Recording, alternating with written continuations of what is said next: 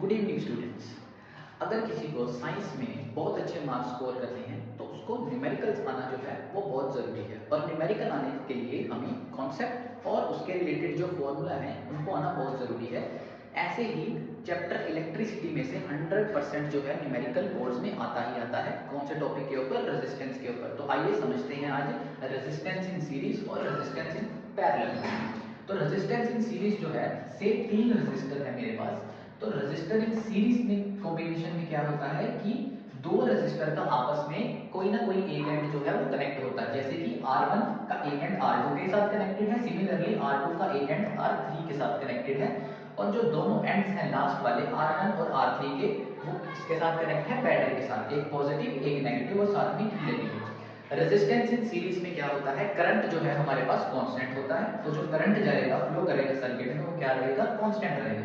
R1 के ऊपर भी सेम करंट, R2 के ऊपर भी सेम, R3 के ऊपर भी सेम करंट। तो वैल्यू जो है वो चेंज क्या करेगी? पोटेंशियल।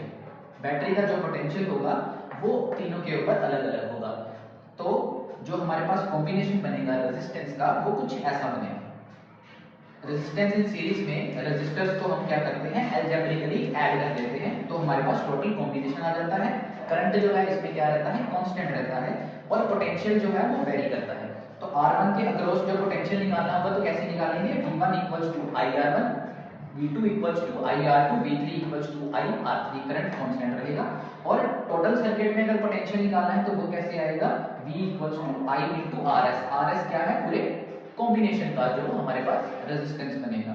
और पोटेंशियल अगर वैसे निकालना है ओवरऑल तो वो भी कैसे निकाल सकते हैं? V1 plus V2 plus V3, यानी कि चाहे तीनों को अलग अलग निकाल के ऐड कर दे या सीधा रेजिस्टेंस जो हमारे पास आया है सीरीज का उसको करंट के साथ मल्टीप्लाई करते हैं तो हमारे पास पोटेंशियल आ जाएगा। इन शॉर्ट जो याद रखना है वो ये याद रखना है कि रेजिस्टेंस इन सीरीज में कॉम्बिनेशन कैसा होता है?